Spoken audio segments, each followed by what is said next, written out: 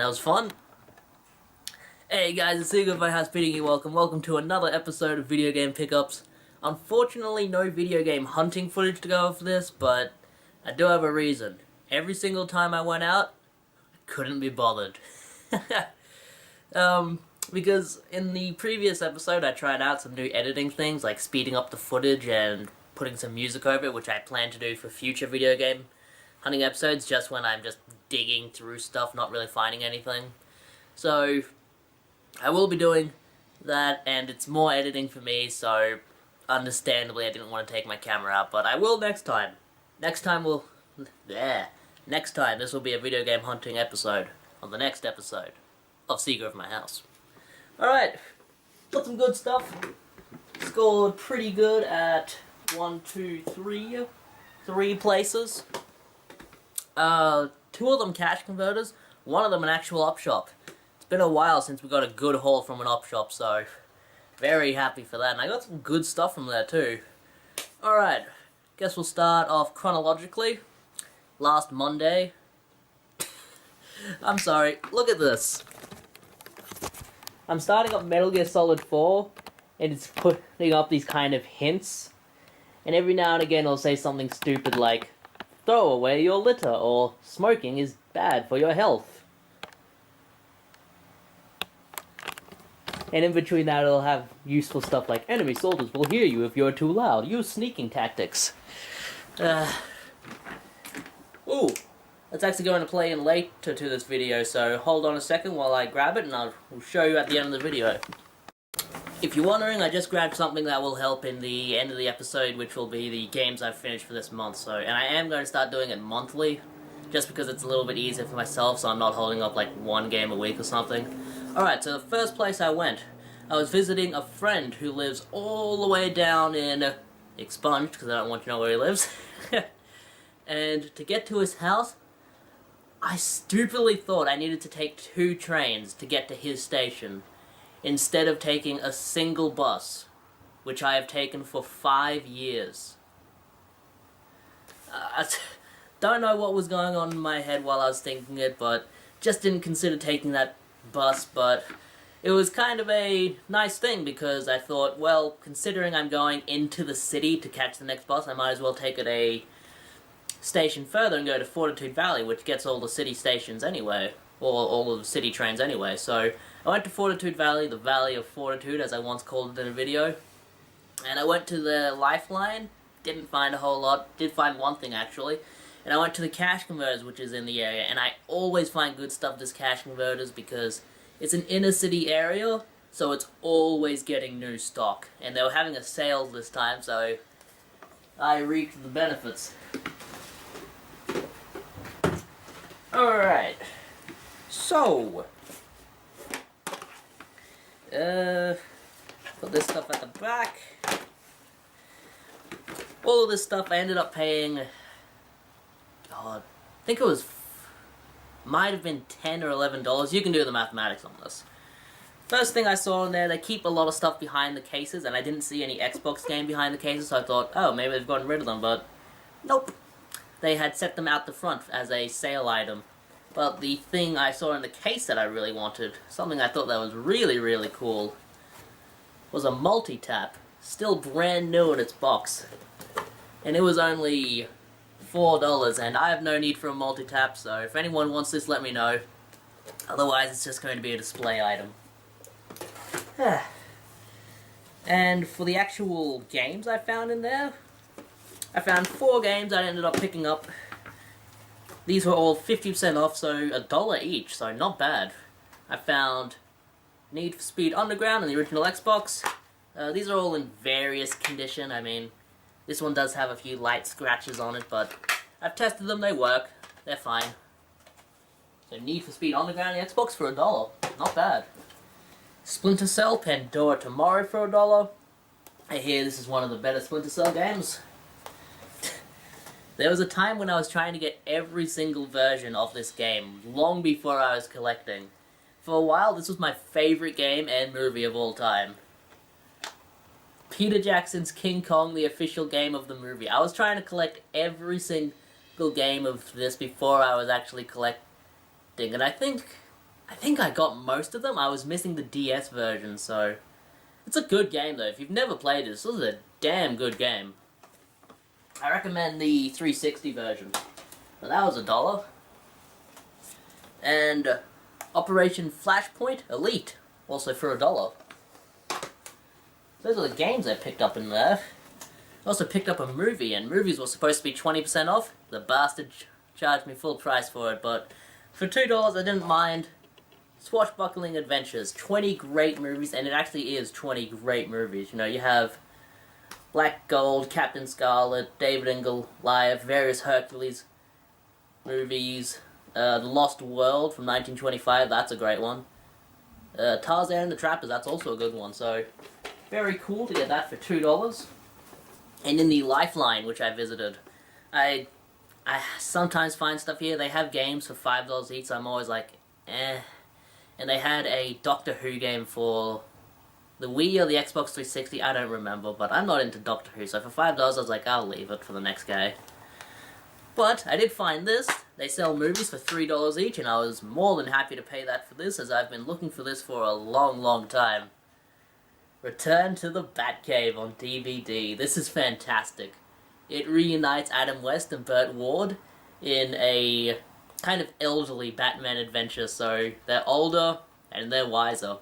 But the gist is they have put the Batmobile up for auction for a charity, and I think the Riddler, who's like 90 years old, has stolen it, so it's very fun. I watched it once on television, and I've been looking for the DVD ever since. Alright, I met up with my friend, and the reason I was meeting up with him actually at his house was not just to hang out, but he was going to give me something that he was going to throw away. He was going to give me, and he did give me, this thing. This is for the PlayStation 2, I guess? You put a PlayStation 2 Slim in there, and it kind of connects in there, and allows you 4 extra card slots and controller slots as well, so that's kind of cool. I mean, I use the bulky PlayStation 2 just because I find them a little bit more reliable, but this is very cool. Doesn't look like it needs its own power supply or anything, so that is awesome. And I went out op shopping with this guy like 2 years ago. I might have done game hunting footage of it, and I finally got around to picking up the stuff that I bought, put in his bag, then he took home. And that is Grand Prix Challenge. 2 years ago I paid $3 for it. I would not pay that today. It's all in there. It's something. Adds to the collection, I guess. Alright. Next place I went was my local cash converter, the Ninja Pilly.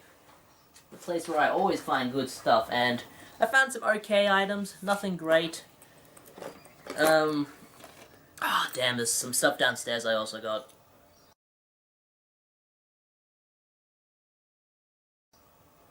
I also got a copy of Final Fantasy X and God of War 2 from there for $2 each, so they're downstairs because I'm selling them. I had to list them, so they're there, okay? As for the ones I'm keeping, I found for $3 each, which I thought was a pretty good deal. Driver Parallel Lines for the Nintendo Wii, and Need for Speed Carbon for the Nintendo Wii, so that's kind of cool. You know, Wii games for $3 or under, I'm always up for that. That's super cheap. I mean, EB Games are still trying to charge like $12 each for those titles, so if I can get them cheaply, sure. $3 each, sure. I'll give them a try. And for only $1, it says a Game Boy Advance assorted cases. It was only $1, so I thought I'd grab it. This comes with various cases. 2 for the Game Boy Advance, 1 for the DS, some styluses. All in a Nintendo DS case, so it was $1, what can I say? Alright, and what I would consider the score of the week. Ooh, wait. Yep, I've got that stuff to show as well. I actually scored at 4 places, went to the market as well and found some good stuff. But, what I would consider the score of the week, I only paid $15 for all of this. It's from my local... Well, it's not really local, but I do charity work every Friday, so I have to go out to this place. It's in Wacol, it's Wacol. It's at the RSPCA in Wacol. I do charity work every week there, so they have an op shop there, and I always check it just to see if they have anything. They usually don't. You know, I've picked up DVDs from there before, but they usually don't have very much. But they did have stuff this time, and I was like, alright. And I found some stuff there. The first thing I saw while I was walking towards the DVDs was this guy, Hitman Blood Money for the Xbox 360. They only charged me $3 for this. And this used to be worth a little bit more than it is right now. I mean, I remember a year or two ago, this was worth $20. Now it's worth like 4 or 5, so, you know, who knows why that went down. Maybe because of the HD trilogy. But it was in this case, and the only part of it that was actually still in the plasticine was this, so I had a spare copy of Call of Duty Black Ops, which had no disc in it, so I switched them out. Ooh. If anybody wants to use that code, maybe it's been used, maybe it hasn't. It's for a 2-day Xbox Live trial. So I switched them out, and I have a working copy of Hitman Blood Money that I can play at my leisure. Alright. What else did I find there? I also grabbed, remember she charged me $15 for all of this. I grabbed 2 games and 2 DVDs. For the PlayStation 2, one that I plan to sell because I already have a damn good condition copy. In my top 5 favorite games on the PlayStation 2 this is, from the mind of David Cage. It's Fahrenheit, known as Indigo Prophecy in the NTSC territories, and this is a cool-ass game. This is a good game. If you play like Heavy Rain or Beyond Two Souls, it's like a predecessor to that, where there's a lot of cinematic, you spend a lot of your time talking to people, and when there's a kind of action sequence, it's more based around, alright, you're set in an area, go off and do whatever you think you can do in that area, and then we'll tell you how you did afterwards. And it's very, very good. The opening scene is probably, it's pretty good. It's pretty good. And this is complete in here. I recommend this to anyone. It's pretty cheap too. It's like a $10 game, so I bought it for $3. I plan to sell it for $10. Just to recoup a little bit of the losses, you know? Ooh, and this is a cool one. Not a great game, I don't think. Actually, I do. I think it's a good game because I got this years and years ago for Christmas. And this is brand new and sealed, and it is Call of Duty 2, the big red one. I remember my uncle giving me this for Christmas. This was brand new, so when was that, 2005? Yep, 05. I would have been 10 years old. Long time ago, long time ago. But I know it's sealed because it has that PlayStation thingy there. And let me just check that the disc is in here. I've learned my mistake on that. Thanks to Alan Garnett. Well, that's cool. I actually bought these kind of protective things for my sealed game, so I shall put one of those on there and be happy. Alright, and the 2 movies I've gotten, one that I've been looking for a while actually, that I've just never found for whatever reason. And it's in here, it is. No idea if it's a good movie or not, but I saw a trailer for it when I was watching another movie and I'm like, oh, that looks cool. It is The Forgotten. I think it's about this mother who loses all trace of her daughter or son, and everyone's telling her, yo, you never had a daughter or son, bitch. You'll never get out of that life. But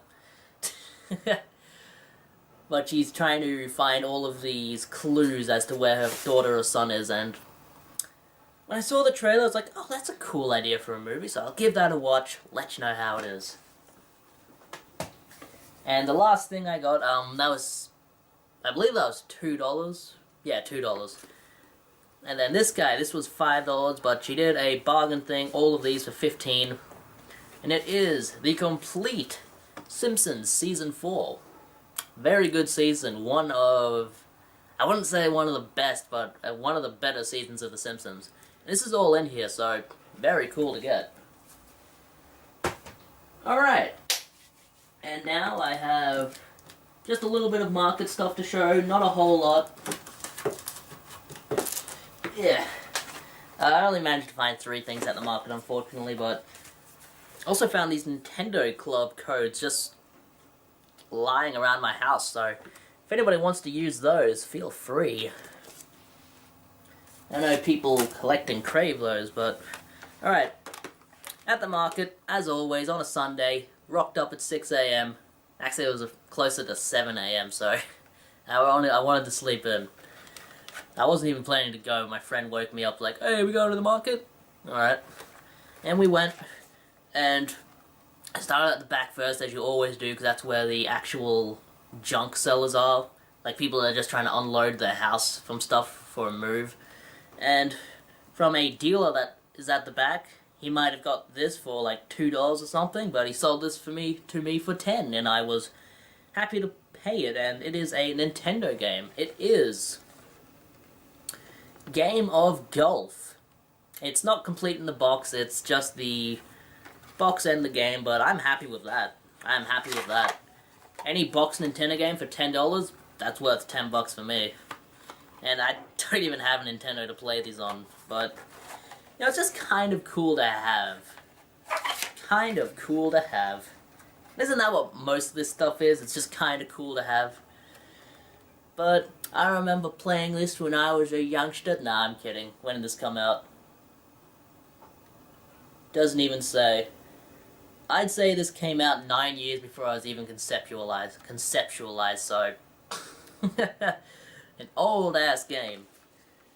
I think that's Mario on the cover, actually, so that's kind of cool. And it's supposed to play as Mario in it. In his I'm a Fat Plumber days, so... That's cool, that is cool. In the box, $10, I couldn't say no. Next thing I found... God, I don't even remember what the story was for this seller. Oh yeah, they just had some DVDs for box sets for $5 each. So I was like, oh, is this $5? I'll grab it. It is Simpsons, the complete... Not the complete 10th season. Oh well. Damn, that all fell out. It doesn't have the overlay thing, so it's gonna all fall out. For $5, the discs were in good shape before that happened, but yeah. Moving on. The last thing I found, something I'm not sure if I can use. Like, I looked this up, and I'm not sure if I have all of the pieces for it. But for $5 from the seller that is always there, I never think to check his aisle because it's really thin, and there's just nothing there for me. But he had this, a GunCon 3, and he was selling it for $5, and I was like, yeah, I'll pay $5. And now I have a GunCon 1, 2, and 3, and now I can play the 4 games, count it, 4 games compatible with this damn thing on the PS3, excuse me. So that's kind of cool, I guess. And I think I need 2 overhanging sensors for this if I want to play it on a HD TV, otherwise it just won't work because it's a light gun. I'm not sure about that. If anyone knows anything more about this, tell me. I only have the gun and the cord coming out of it, so I'm really not sure.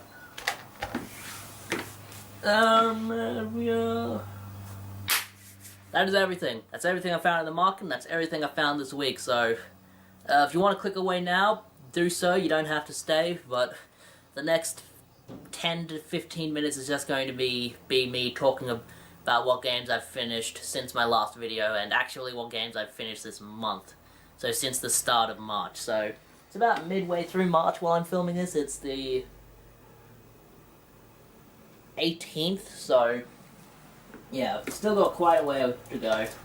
I finished 4 games in the last few weeks. One of these I might have actually finished in February. Yes, definitely one of these I finished in February. Alright, so I'll show them in order of when I finished them. Alright, so first off we have a 3DS game, and this is the first in the official franchise that I've ever actually finished for this game, and it is The Legend of Zelda Majora's Mask 3D. It took me about 20 hours to finish this, so it's a pretty hefty game, and I had to play it with a guide by my side, so... Not a girl guide, not a scout, but like a game fact or something. So I needed that to get through this, otherwise I just kept getting stuck. I had no idea what to do in some sections, and the game guide would make me think, I'm an idiot. That's what I have to do. But, very good game. I've played all of the other Legend of Zelda games, and I've never thought anything of them except for the ones on the CDI, and I've said this before. My favorite Zelda game is Faces of Evil on the CDI, so I guess that lets you know what kind of gamer I am, but I played this on a handheld, and I'm a little bit more lenient to what I play on a handheld, so stuff I wouldn't normally play on a console, I'll play on a handheld and have fun with, like an RPG, because when there's a annoying section, I know I can just turn the screen off, leave it there, and come back to it later. Or if I need to leave the house or something, I can just close the screen and come back to it later. But after playing this, I kind of get why people enjoy the Legend of Zelda games. I definitely felt like this was a big, grand adventure that I had been on. Is it my favorite game? No. Is it a good game? Yeah, sure, I mean, I probably won't be playing it again, but I'm glad I played it. But, you know, once it finished, I was glad it was over. But, very good game. I'd say check it out if you haven't already. I mean, it's been out for a while. It's one of the most popular game franchises of all time, so... And it's easily accessible. It's not cheap, unfortunately, but... I'd say it's worth playing, and I'd say get the 3D version, because it has a lot of... Like, the graphics are updated, a lot of the missions are updated in it to be a little bit more easier, so that's good for me. And I enjoyed it. I very much enjoyed it. So... check that out if you want. I'm trying not to spoil any of these. Ooh. This is going to be a hard one to talk about without spoiling it. Alright. You'll remember I got this in a Video Game Packages episode a few weeks ago. I just got around to finishing it, and this game is bloody. I was about to say bloody awful. It's not awful, but it definitely has its problems. It is... Calling for the Wii. The gimmick of this game is that you play as various characters trapped in this kind of other world. They call it the Abysmal Vortex or something like that, but it's this other world where you're exploring real-world places, or real-world places for this game, and you're exploring real-world places, and they're kind of ghost wandering around, and, you know, let me get my mind together before I talk about it.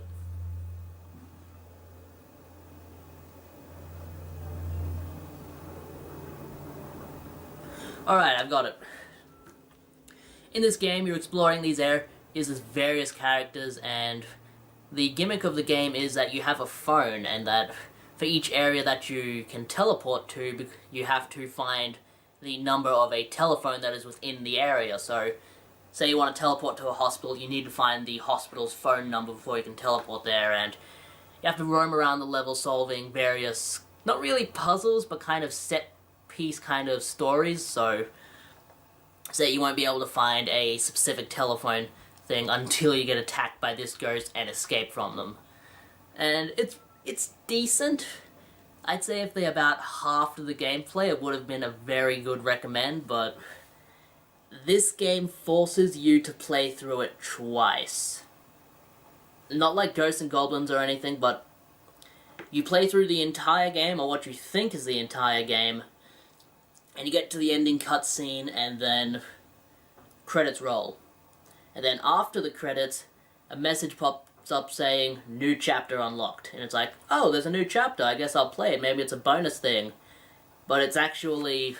the first mission of your first playthrough was actually the second mission of your second playthrough, so you're doing this first actual mission that gives you a bit more backstory to the whole thing, and it's a very cool story. It's very cool. And I'm not going to spoil any of it, but it's a very cool story. And the entire thing is about this chat room. People go into this chat room, and because they've gone into this chat room, they're sent to this other world kind of place, this Abysmal Vortex, as they call it. It's not actually called the Abysmal Vortex, I just can't think of what it's called. But from there, you have the whole mobile phone element, and in your second playthrough, it explains, more of the story is kind of explained to you, and honestly, if they only made you do the second playthrough instead of having to play through the game once before doing the second playthrough, I'd give it a recommend, but I cannot, because in the second playthrough, you have to replay you have to replay things that you've already played in the first playthrough, so you have to replay missions, and it's tedious, it's boring the second time around. You know when the scares are coming, you know what you have to do, so it's nowhere near as fun to explore the areas.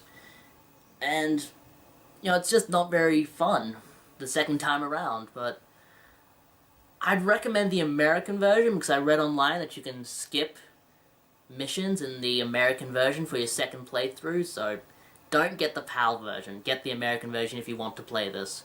I think the American version is a little bit more expensive, but get the American version. So, it's an okay game, nothing great, definitely not worth its price tag, but I'm trying to play any horror game I can find, so that one was on the list. Alright, one I finished a few weeks ago. I actually got it about a week ago, so it's a very short game, it only took like 6 hours to finish. It is Project Snowblind. It is a game set in, not officially the Deus Ex universe, but originally it was going to be a Deus Ex game, and they bailed on the idea because Deus Ex wasn't making money anymore. This was right after Deus Ex The Invisible War, which was a bomb apparently.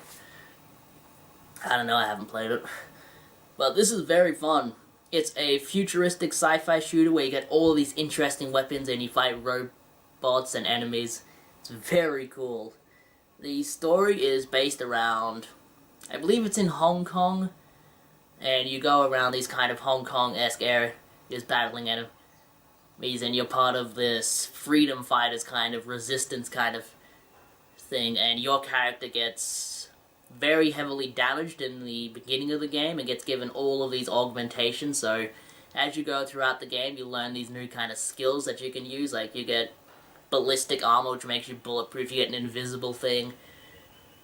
It's very, very fun. It's just fun to play, I think. And I played it because it does have some very, very light horror elements. About midway through the game, you're in this sewer level, spoiler alert, I guess. Alright, spoilers. And you're in this sewer, and there are these invisible enemies, and as they attack, it's like, fuck, where did they come from?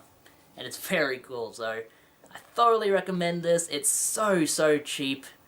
I paid $2 for my copy. You can probably get it for that. And it's just worth playing. It's worth playing. It's a very fun game. Alright. And the last thing here, a game that I'm honestly disappointed in. No, I thought it was a good game, but not as good as the other games I've played in the franchise. And it is Metal Gear Solid 2, Sons of Liberty.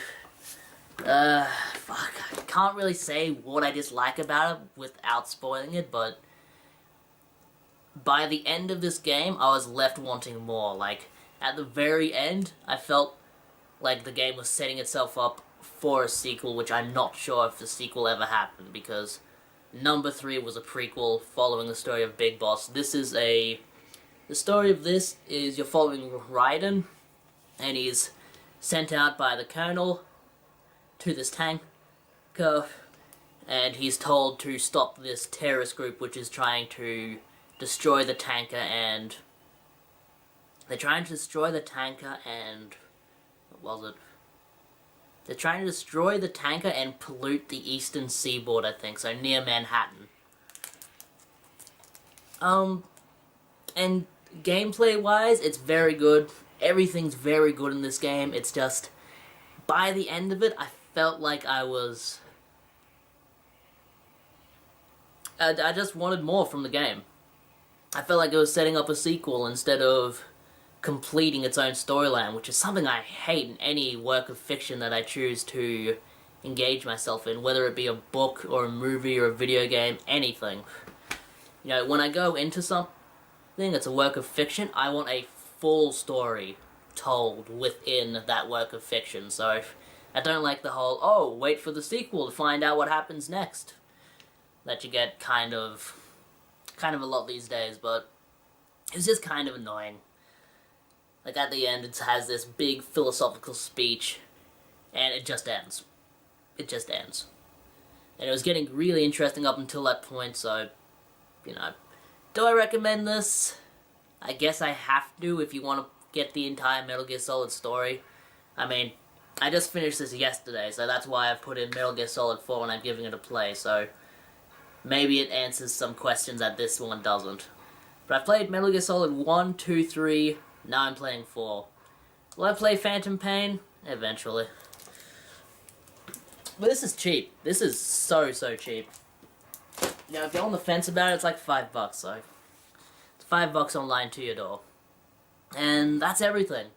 That is absolutely everything I need to talk about in this video. I am going to start playing Metal Gear Solid 4 as it is ready now. In fact, before that, I'm going to get myself some lunch. But yeah, that's everything. If you enjoyed the video, let me know. Comment down below, and this is Secret of My House bidding you farewell. Stay out of my op shops, or bad things are going to happen to you.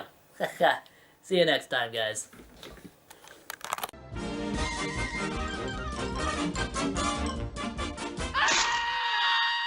And that's all, folks.